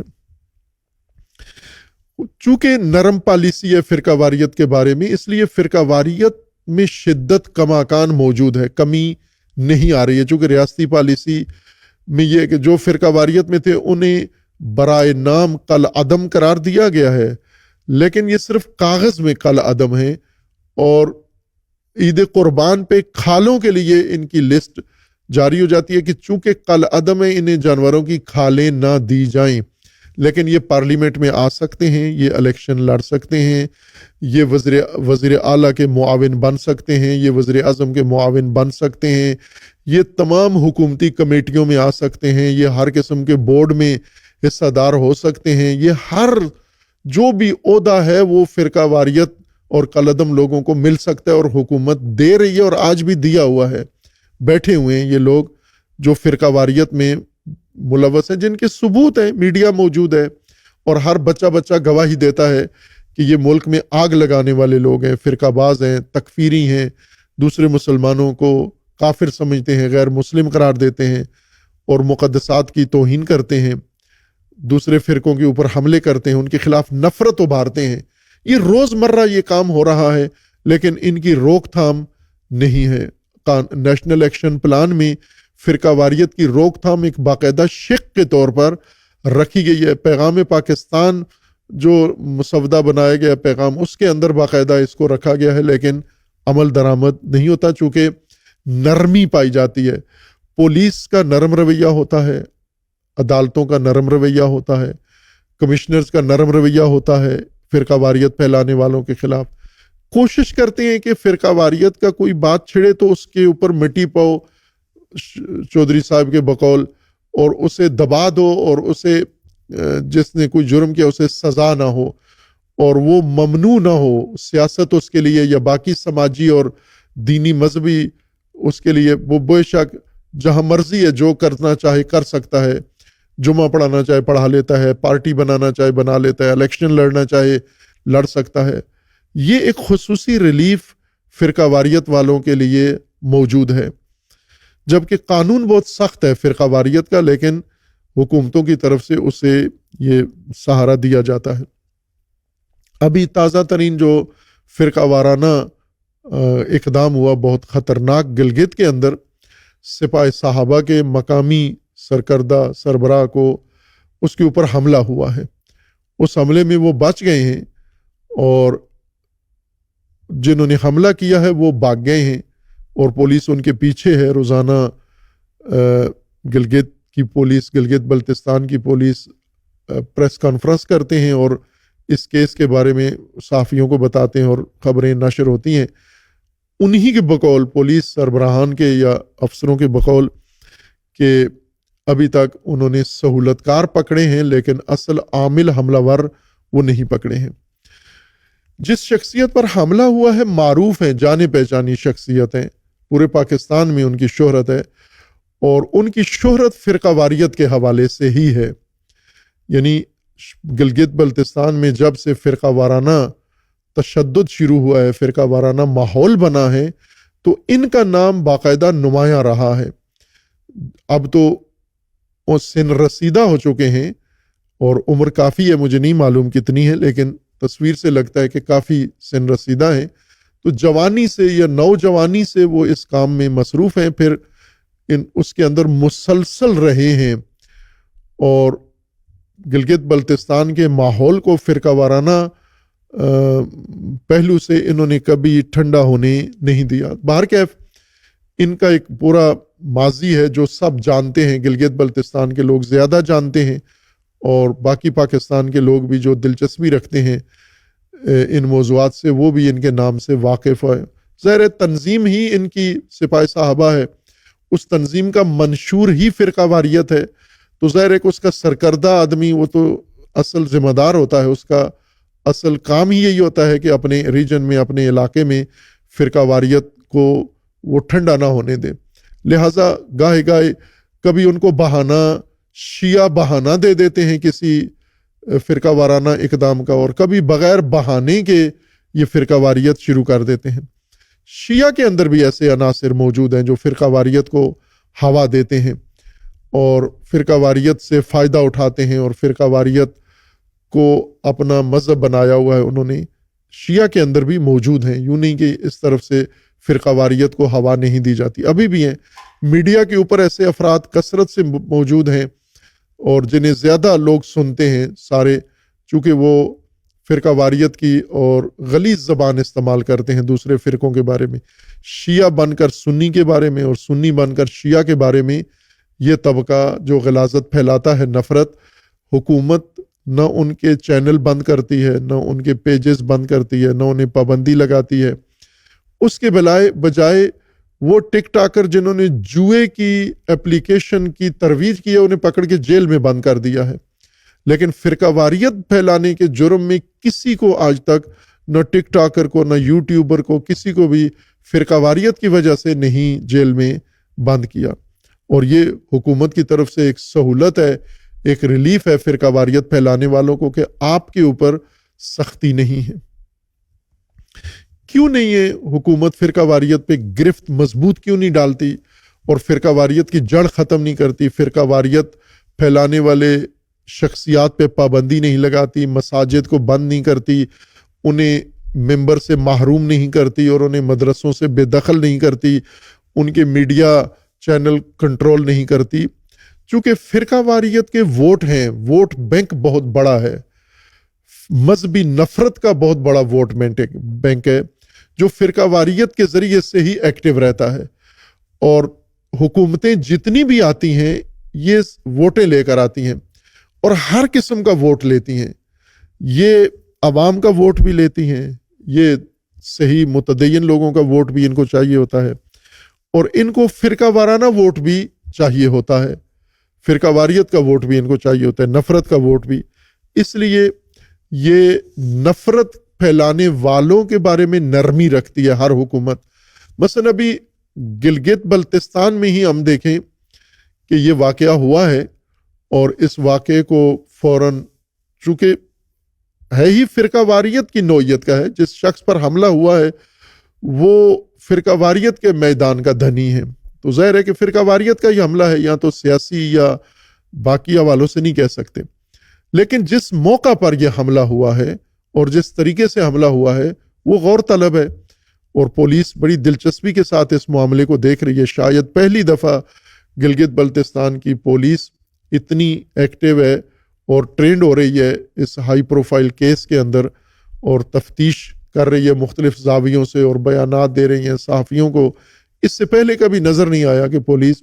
شاید ایک اچھی ٹریننگ ان کی اس کیس کے حوالے سے ہو رہی ہے. اور جو شخصیت شکار ہوئی ہے ظاہر ہے ان کا ایک حلقہ اثر ہے اپنا.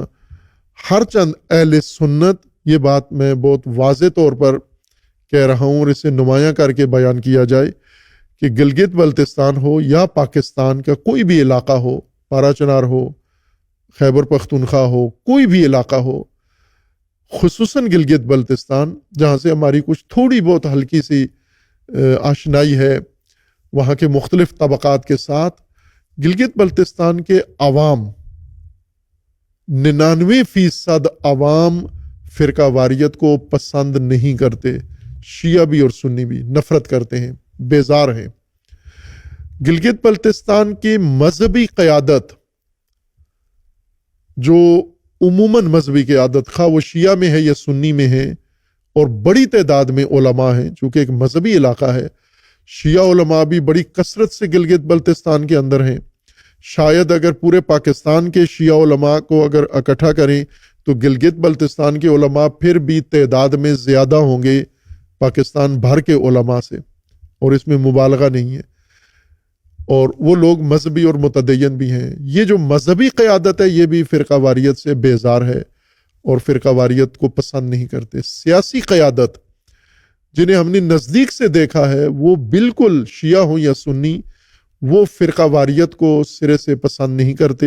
اس سے بیزار ہیں اور اس سے دوری اختیار کرتے ہیں کہ نہ ہو یہ. لیکن ایک طبقہ ہے، اس کی نفی نہیں کی جا سکتی، اکثریت نہیں کرتے، علماء میں بھی اور عوام میں بھی اور دیگر طبقات، خصوصاً تجار. چونکہ جب فرقہ واریت ہوتی ہے، بازار بند ہوتے ہیں، راستے بند ہوتے ہیں، تو سب سے بڑا نقصان تاجروں کا ہوتا ہے، ٹرانسپورٹرز کا ہوتا ہے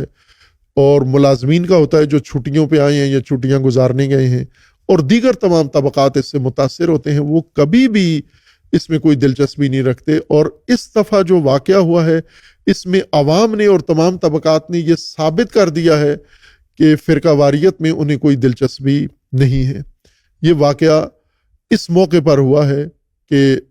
ایک تو گلگت بلتستان میں انتخابات بہت قریب ہیں، 26 میں گویا انتخابات ہیں چند مہینوں کے بعد، اور انتخابات کی تیاریاں شروع ہیں، اور یہ حملہ بھی ممکن ہے انتخابات کی تیاریوں میں ہی کا ہی حصہ ہو، ایک کہ یہ مسئلہ چھیڑ کے پھر متاثرہ لوگوں کے یا جو جیسا ہو رہا ہے، جیسا ابھی جا رہا ہے معاملہ، تو ایسے لگتا ہے کہ ووٹ بنائے جا رہے ہیں اور الیکشن کی تیاریاں بھرپور طریقے سے اس بحران سے فائدہ اٹھایا جا رہا ہے۔ یہ حملہ بھی ایسا ہوا ہے کہ جس میں وہ محفوظ رہے ہیں شخصیت جن کے اوپر حملہ ہوا ہے، سپاہی صاحبہ کے جو سرکردہ شخصیت ہیں اور فرقہ واریت میں ایک بڑا ان کا نام ہے، ایک پہچان ہے، یہ چہرہ ہیں، وہ محفوظ رہے۔ ان کو ہاتھ پہ گولی لگی ہے، ان کا شاید کوئی ساتھی ایک تھوڑا مجروح ہوا ہے، سارے محفوظ رہے ہیں۔ جن پر حملہ ہوا ہے وہ بھی محفوظ، جنہوں نے حملہ کیا ہے وہ بھی محفوظ۔ البتہ ایک جوان کی لاش ملی ہے اور اسے جوڑا جا رہا ہے کہ وہ بھی ان حملہ وروں میں شامل تھا، لیکن ابھی تک اس کی کوئی تصدیق، کوئی ثبوت، کوئی اس طرح کی، اس کے اپنے ورثہ اور دیگر ساتھیوں کا یہ دعویٰ ہے کہ اس کو تشدد کر کے مارا گیا ہے، اس کا حملہ وروں سے کوئی تعلق نہیں تھا۔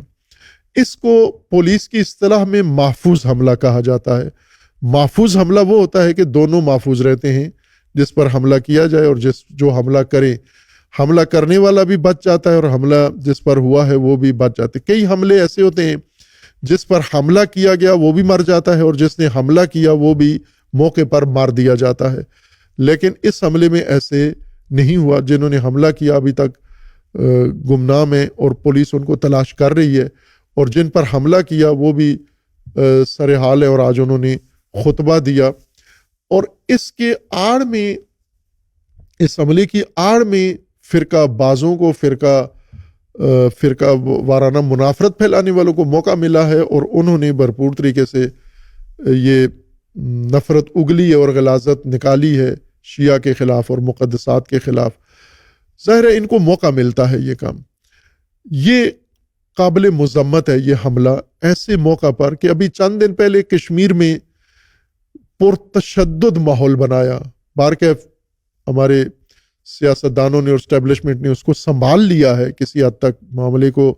کنٹرول کر لیا ہے، لیکن بہت شدید بحران پیدا ہوا تھا آزاد کشمیر کے اندر۔ آزاد کشمیر، گلگت بلتستان بنیادی طور پر آزاد کشمیر یعنی کشمیر کا ہی حصہ ہے، لیکن تقسیم کے بعد سے ان دونوں کی الگ حیثیتیں ہو گئی ہیں، اور مودی ان دونوں کا خواہاں ہے۔ مودی نے آزاد کشمیر کو اپنے ساتھ ملانے کا اعلان کیا ہوا ہے، اور گلگت بلتستان کے بارے میں خصوصی طور پر اس نے کھل کے، مودی اور اس کے وزیروں نے اور دیگر متعصب ہندوؤں نے، متشدد ہندوؤں نے اعلان کیا ہوا ہے کہ گلگت بلتستان ہمارا ہے۔ خصوصاً جب سے سی پیک بنا ہے، چائنا نے پاکستان کے اندر یہ کوریڈور شروع کیا ہے، تو اس کی وجہ سے اور زیادہ بھارت کو مروڑ پڑا ہے، اور وہ زیادہ شدت کے ساتھ گلگت بلتستان کے اوپر ناظر ہے۔ اور ہم نے بارہا یہ گلگت بلتستان کے جوانوں کو، عوام کو، شیعہ سنی سب کو یہ یاد دہانی کرائی ہے کہ مودی کی نگاہیں آپ پر ہیں، اور مودی یہاں پر دلچسپی رکھتا ہے، ہندوستان دلچسپی رکھتا ہے، اور ہندوستان کے بالواسطہ اور بلا واسطہ نیٹ ورک فعال ہے۔ اور اگر گلگت بلتستان کو، چونکہ وہاں قوم پرستی بھی ہے، لیکن قوم پرستی کی آگ اتنی تیزی سے نہیں بھڑکائی جا سکتی۔ اس کے علاوہ وہاں افلاس بھی ہے، وہاں پسماندگی بھی ہے، اس چیز کو بھی زیادہ نہیں ابھارا جا سکتا۔ حقوق کے لیے آئے دن گلگتی بلتستانی سڑکوں پہ بیٹھے ہوتے ہیں۔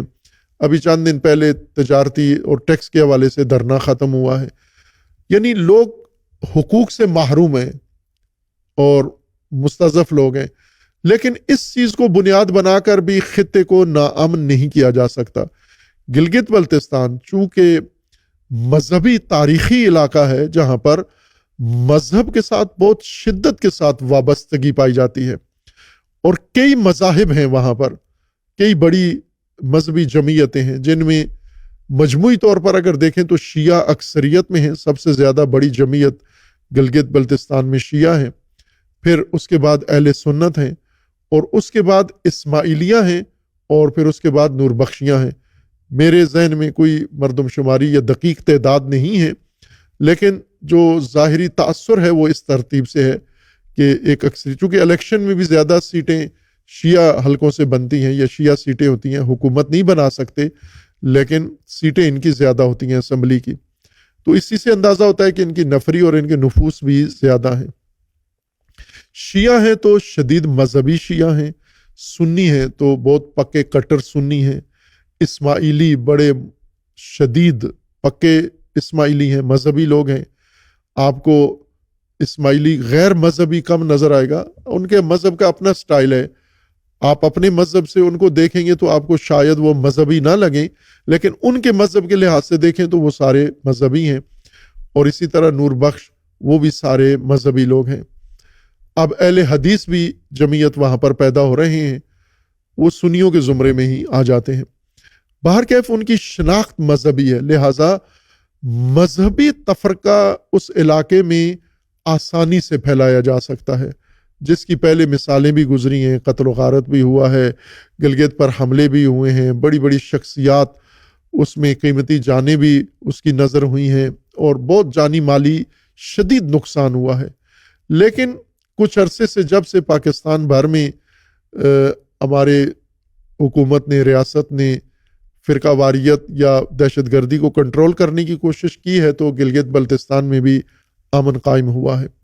اور اس میں خصوصاً جو عوامی طبقات ہیں، جن کا علماء ہیں، مختلف مسالے کے جو کوشش کرتے ہیں وحدت اور اتحاد کی، ان کا بھی بڑا حصہ ہے، اور جو حکومتی سطح پر اقدامات ہوتے ہیں ان کا بھی نتیجہ ہے، کچھ مقامی لیڈرشپ نے بھی اس میں کردار ادا کیا ہے، تو ایک نسبی امن قائم ہوا ہے گلگت بلتستان کے اندر۔ اب جب انتخابات کا موقع آیا ہے، انتخابات کے موقع پر مودی نے پہلے کشمیر کے اندر اپنے گماشتوں کے ذریعے سے بحران کھڑا کیا ہے، ساتھ ہی گلگت بلتستان ہے، اور یہ رکا نہیں، آگے بڑھے گا یہ مسئلہ، اس کی طرف توجہ ہونی چاہیے سب کی، کہ یہ مسئلہ جو ہوا ہے بہت حساس ترین موقع پر اور خطرناک انداز سے اس کو ڈیزائن کیا گیا ہے۔ یہ محفوظ حملہ صرف آگ لگانے کے لیے، بھڑکانے کے لیے، لیکن یہ اچھی علامت یہ ہے کہ جو فریق متاثر ہوا ہے حملے میں، اس نے بھی زیادہ جوش نہیں دلایا، اپنے عوام کو نہیں بھڑکایا، ہر چند ان کی جماعت کے لوگوں نے غلاظت نکالی ہے، لیکن خود انہوں نے عوام کو پرامن رہنے کے لیے کہا ہے۔ اور اسی طرح شیعہ قیادت نے بہت مثبت کردار ادا کیا ہے، اور مذمت بھی کی ہے اس واقعے کی، اور مجرموں کو پکڑنے کا بھی کہا ہے، تعاون کا بھی کہا ہے، اور حالات کو بھی سدھارنے میں مدد دی ہے، زخمیوں کو سنبھالنے میں مدد دی ہے، ہر طرح سے کیا ہے اور کریں بھی۔ اور یہ جو انتخابات کے لیے نفرت کے ووٹ لینے والے یا مودی کے کہنے پر اس علاقے کو ناامن کرنے والے ہیں، گلگت بلتستان کے عوام نے عملاً بھی ایسا کیا ہے اور کریں گے بھی انشاءاللہ، کہ ان کو ناکام بنائیں گے اور ان کو اپنے ان ناپاک منصوبوں میں نامراد رکھیں گے۔ یہ بات تمام گلگت بلتستان کے عوام کے لیے، خصوصاً میں شیعہ جوانوں کے لیے عرض کر رہا ہوں کہ آپ کے اندر اگر مذہبی جذبہ ہے، مذہبی غیرت ہے، تو یہ ایک بہت اچھی چیز ہے، یہ ایک بڑا مثبت عامل ہے کہ آپ اس دور میں مذہب کا جذبہ اپنے دل کے اندر رکھتے ہو۔ آپ دو فریق خطرناک کام کرتے ہیں، ایک مذہبی جذبہ رکھنے والے لوگوں کو، جوانوں کو اشتعال دلانے والے، جو مشتعل کرتے ہیں، مقدسات کی توہین کرتے ہیں۔ ظاہر ہے یہی شخصیت، انہوں نے اشتعال انگیز بیان پہلے سے کافی دیے ہوئے ہیں، اشتعال جو پیدا کرتا ہے۔ دوسرا، ایک فریق دوسرے مذہب کے لوگوں کو مشتعل کرتا ہے اپنی غلط زبان کے ذریعے سے، اور دوسرا فریق مشتعل لوگوں کو تحریک کرتا ہے، بھڑکاتا ہے اور انہیں اور ہبارتا ہے جواب کے لیے۔ یہ جال ہے دشمن کا کہ کوئی آپ کو مشتعل کرے اور آپ ہو جائیں تو سمجھو آپ دشمن کے جال میں پھنس چکے ہو اس پرندے کی طرح جس نے جال لگا کے دانا پھینکا تھا اور نادان پرندہ دانے کی خاطر اس جال میں یا اس کھڑکی میں پھنس جاتا ہے جا کر. آئے دن آپ کرتے رہتے ہو شکار ایسے جانوروں کا جنہیں جال میں پھنساتے ہو آپ. اور اسی طرح جو شخص آپ کو ابھارتا ہے آئے دن، مثلا حقوق کا مسئلہ ہو، گندم سبسڈی کا مسئلہ ہو، ٹیکس کا مسئلہ ہو، کوئی اور علاقائی مسئلہ جب کھڑا ہوتا ہے یا مذہبی مسئلہ ہو، فوراً کچھ لوگ سامنے آ کر ہمدرد بن کر، خیرخواہ بن کر، اور لوگوں کو اکساتے ہیں جواب دینے کے لیے، بھڑکاتے ہیں جواب دینے کے لیے. حکومت کے خلاف نعرے، فوج کے خلاف نعرے، ملک کے خلاف نعرے، پاکستان کے خلاف نعرے، یہ بھی دشمن کا جال ہے. آپ لوگ اپنے مذہب پر قائم رہیں سختی کے ساتھ، اور اپنے مذہب کے جو تعلق ہے مزید مستحکم کریں، مزید محکم کریں. اشتعال دلانے والوں کے اشتعال کے جال میں نہ پھنسیں، اور آپ کو بھڑکانے والوں کے جال میں بھی نہ پھنسیں. یہ آپ کو الجھا دیتے ہیں، لیکن پھر اب مثلا یہ تو ابھی سامنے نہیں آیا کہ کن بنیادوں پر یہ حملہ ہوا اور کن نے کیا. ابھی تک پولیس تفتیش میں اور وعدے دے رہی ہے کہ 1-2 دن میں یہ حقیقت کھل جائے گی. لیکن جس نے بھی یہ کام کیا ہے در حقیقت پورے علاقے کو آگ لگانے کی کوشش کی ہے، پورا علاقہ آگ میں جلانے کی کوشش کی ہے. جن لوگوں نے جس بنیاد پر بھی یہ کام کیا ہے انہیں پتہ ہو شعوری طور پر کیا یا لاشعوری طور پر کہ آپ نے چائنا کے بارڈر سے لے کر یہ آپ سمجھے کہ پنجاب کے بارڈر تک آپ نے اس کو آگ لگائی ہے، اس خطے کو آگ لگانے کی کوشش کی ہے. اور اس آگ میں جتنا بھی نقصان ہوگا اس کے آپ ذمہ دار ہیں، اور یہ بہت بڑا جرم ہے. بے شک آپ کو کسی مذہبی نے اکسایا ہے، یا آپ کو کسی مذہبی نے مذہب کی وجہ سے اشتعال دلایا ہے اور مشتعل ہو کر آپ نے یہ جرم کیا ہے. آپ مشتعل ہو کر عوام کو مارنا شروع کر دیں یا مروانا شروع کر دیں، یا ایسے مواقع پیدا کریں کہ راستے بند ہو جائیں، لوگ رک جائیں، تاجر لٹ جائیں اور پریشان ہو جائیں، اور عورتیں بچے سارے محروم ہو جائیں. اتنا بڑا جرم اپنے عہدے پہ نہ لو مذہب کی بنیاد پر. قطعاً مذہب یہ نہیں کہتا. جو لوگ شیعہ جوانوں کو خصوصاً میں یہ عرض کروں گا کہ آپ لوگ اگر شیعہ جذبہ رکھتے ہو اور شیعہ قوم کا دفاع کرنا چاہتے ہو، شیعہ قوم کی حفاظت کرنا چاہتے ہو، تو اشتعال انگیزی اور فرقہ واریت میں شیعہ محفوظ نہیں رہے گا. یہ بات آپ 100% پلے باندھ لو. پہلے تجربہ ہوا ہے فرقہ واریت کے ذریعے سے مذہب کو اور جمعیت کو محفوظ کرنے کی، لیکن فرقہ واریت آگ ہے، آگ سے کسی کو محفوظ نہیں بنایا جا سکتا. بلکہ جو چیز اللہ نے حفاظت کے لیے حصار بنایا ہے، قلعہ بنایا ہے، جس کے اندر مسلمانوں کو، مومنوں کو، شیعہ سنی کو محفوظ بنانا ہے، وہ ہے وحدت.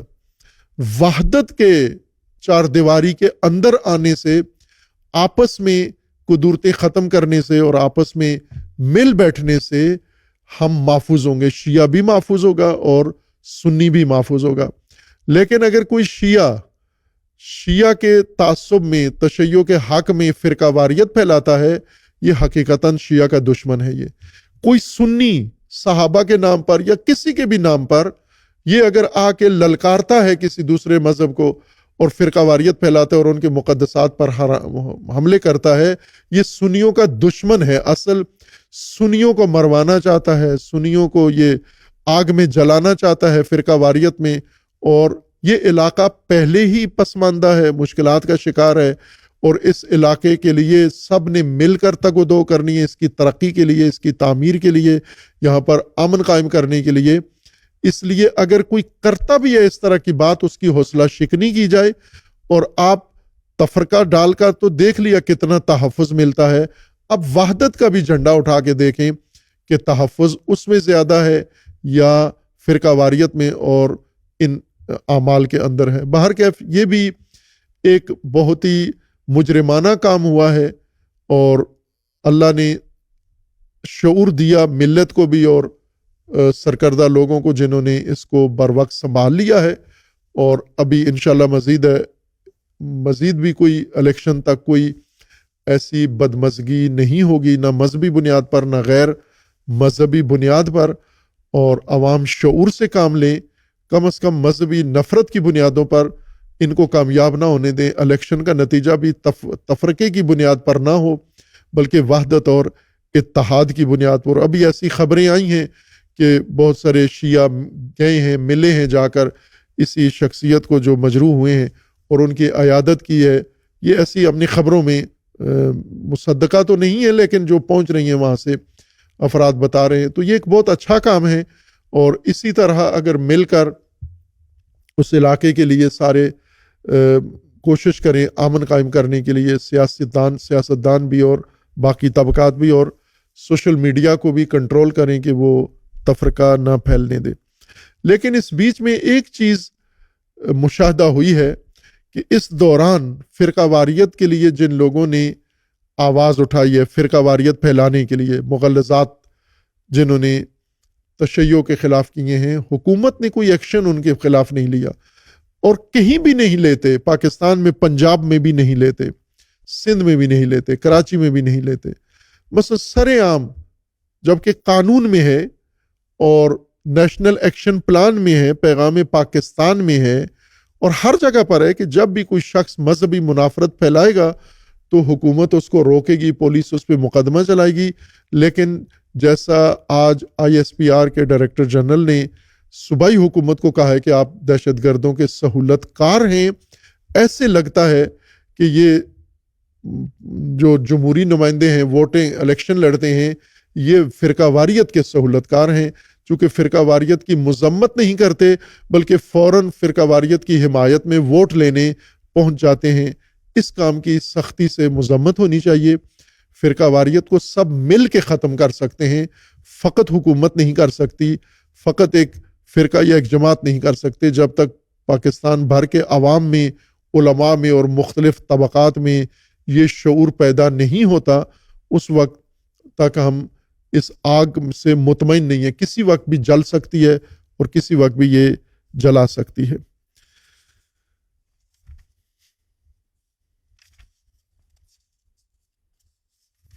سب سے اہم موضوع، البتہ اس اہم موضوع سے پہلے ایک اور موضوع جو اس وقت رائے جاری ہے، یعنی آج شب اور کل سے شروع ہوا ہے پاکستان کے اندر، کہ تحریک لبیک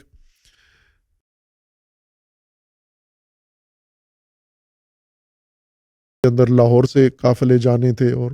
باقی علاقوں سے، اور حکومت پنجاب نے بھی اور وفاقی حکومت دونوں نے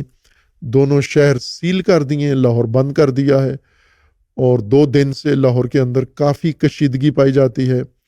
طرفین ایک دوسرے پر حملے کر رہے ہیں، پولیس عوام پر اور تحریک کے جو کارکن ہیں وہ پولیس کے اوپر، اور پہلے بھی ان کی ریہرسل ہے پولیس اور تحریک لبیک کی، کہ گزشتہ سالوں میں بھی یہ اس طرح سے آپس میں جھجک اتری ہوئی ہے دونوں کی، یعنی تحریک لبیک کے لوگوں کو پولیس پر حملہ کرنے میں اب کوئی جھجک نہیں ہوتی اور پولیس کو ان پر حملہ کرنے میں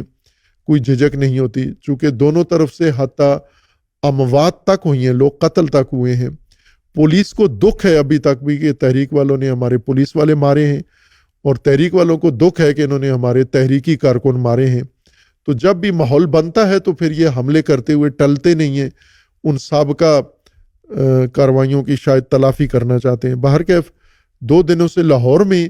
اور اسلام آباد میں کشیدگی ہے، راستے بند ہو گئے ہیں، عوام پر بھی پورا دارالخلافہ بند کر دیا گیا ہے۔ یہ بہت ہی نامناسب ہے۔ ایک تو عوام اگر پرامن مارچ کرنا چاہتے ہیں، ان کا حق ہے، پہلے کئی حوالوں سے مارچ کر چکی ہے اور انہیں موقع دیا گیا ہے، باقی تنظیموں کو نہیں ملتا، ان کو ملتا ہے موقع، چونکہ ان کے بارے میں ہے کہ یہ اسٹیبلشمنٹ کی منظور نظر تنظیم ہے اور ان کو ہمیشہ انہوں نے محفوظ اور سیف راستہ دیتے ہیں، باقی تنظیموں کی نسبت کہ انہیں اتنی ریلیف نہیں ملتا جتنا انہیں ملتا ہے۔ یہ تاثر عام میڈیا میں یا عوام کے اندر پایا جاتا ہے، لیکن اس موقع پر انہوں نے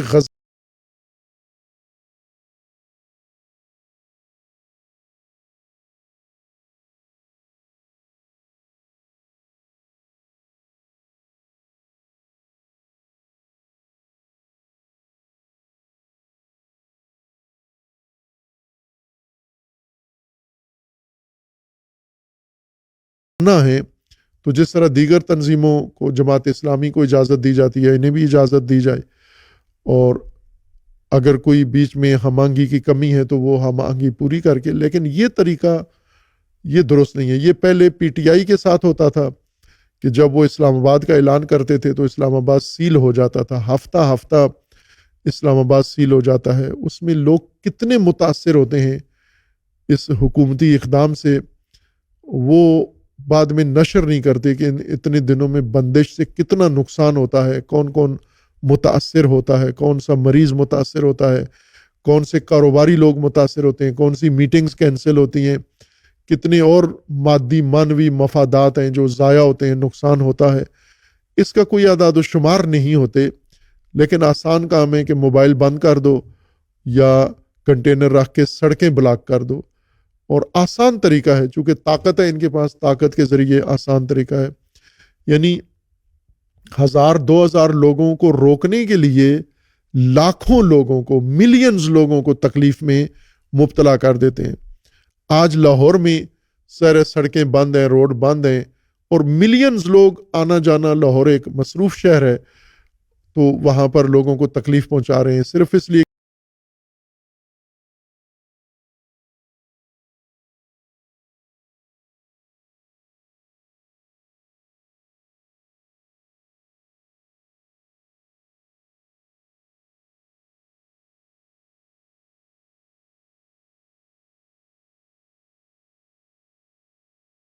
بنتا ہے، ہر پاکستانی کا حق بنتا ہے،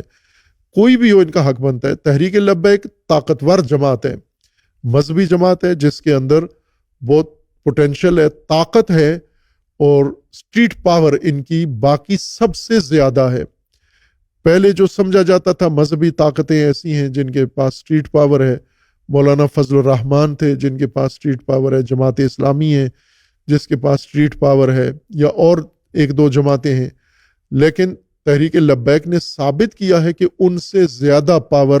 سٹریٹ پاور ان کے پاس ہے، کہ ان کی کال پر لوگ آتے ہیں، اور جو لوگ ان کی کال پر آتے ہیں وہ دوسری جماعتوں کی طرح نہیں ہوتے، بلکہ یہ جماعت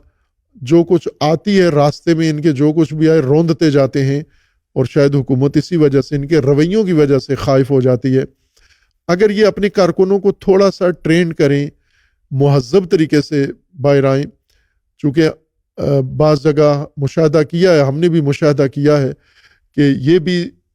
12 ربیع الاول کو نکلتے ہیں، دوسرے بھی نکلتے ہیں، تو ظاہر ہے کہ سارے ایک دوسرے کا احترام کرتے ہیں، لیکن یہ لوگ روندنے کی کوشش کرتے ہیں دوسری ریلیوں کو یا اس کو۔ تو یہ اگر تھوڑا اپنے رویے میں ان کی لیڈرشپ، اپنے انداز میں، گفتگو میں، لہجے میں تھوڑا سا بہتری لائیں تو میرے خیال میں کافی خوف کم ہو جائے گا، چونکہ ابھی جس انداز سے اعلان کرتے ہیں تو اس سے حکومت کو یہی ہوتا ہے کہ یہ آئیں گے، آگ لگائیں گے، دھرنے دیں گے، بیٹھ جائیں گے، چونکہ پہلے ایسا ہوا ہے۔ تو تھوڑا سا یہ جماعت بھی اپنے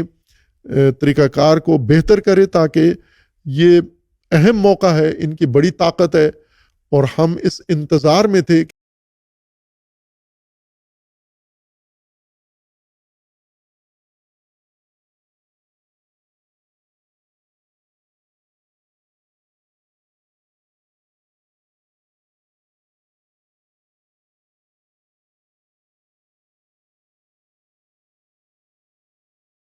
انہوں نے صرف ایک بیانیہ رکھا ہے کہ ان کا رہنما